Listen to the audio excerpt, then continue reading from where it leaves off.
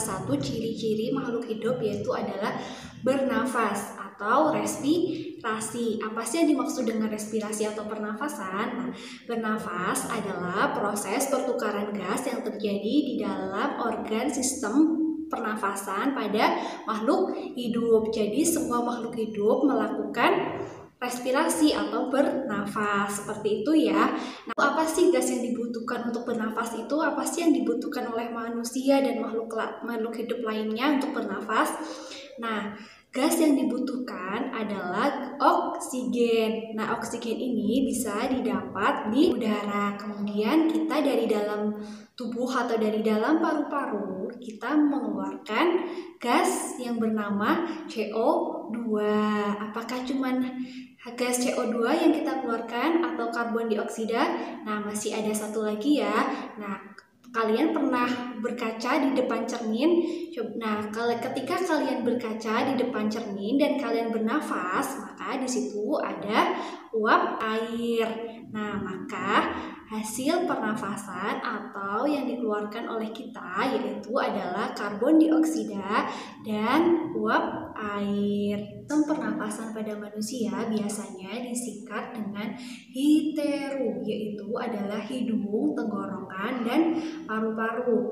Nah, kita bahas yang pertama, yaitu adalah hidung. Hidung adalah organ pernapasan yang pertama bersinggungan langsung dengan udara dari luar. Jadi udara dari luar langsung masuk ke hidung. Nah, di dalam hidung ini terjadi proses penyaringan udara yang dilakukan oleh rambut halus yang terdapat di dalam hidung. Kemudian di dalam hidung juga terdapat lendir. Nah, lendir ini berfungsi untuk menjaga kelembaban udara. Begitu ya. Udara yang masuk ke dalam hidung akan diteruskan ke dalam tenggorokan. Nah, di tenggorokan itu ada 3 bagian ya, yaitu adalah faring, laring, dan yang ketiga adalah trakea atau batang tenggorokan. Nah, jadi udara yang masuk tadi akan diteruskan ke faring, kemudian menuju laring, dan menuju ke batang tenggorokan. Nah, di batang tenggorokan ini terdapat silia atau rambut-rambut halus lagi. Nah, ini berfungsi untuk menyaring udara lagi. Jadi yang kemungkinan udara yang masuk dari hidung masih ada kotoran, maka disaring lagi di dalam trakea. Begitu ya.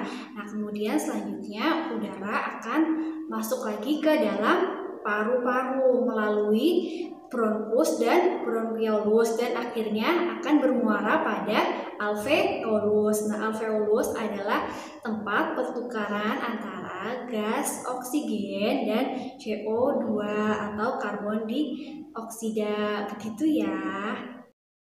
Selanjutnya, mekanisme pernafasan. Nah, pernafasan ada 2, yaitu adalah proses inspirasi atau inhalasi dan ekspirasi atau ekshalasi. Yang pertama yaitu proses inspirasi. Bagaimana mekanismenya? Nah, mekanismenya yaitu pada saat kita bernafas, yaitu rongga dada dan rongga diafragma yaitu membesar atau berkontraksi sehingga volume rongga dada dan paru-paru membesar dan udara dari luar masuk ke dalam paru-paru. Proses yang kedua yaitu adalah ekspirasi atau ekshalasi, yang mana ketika kita menghembuskan nafas. Mekanismenya yaitu adalah diafragma dan otot dada yaitu berelaksasi sehingga volume di dalam rongga dada mengecil dan ukuran paru-paru normal.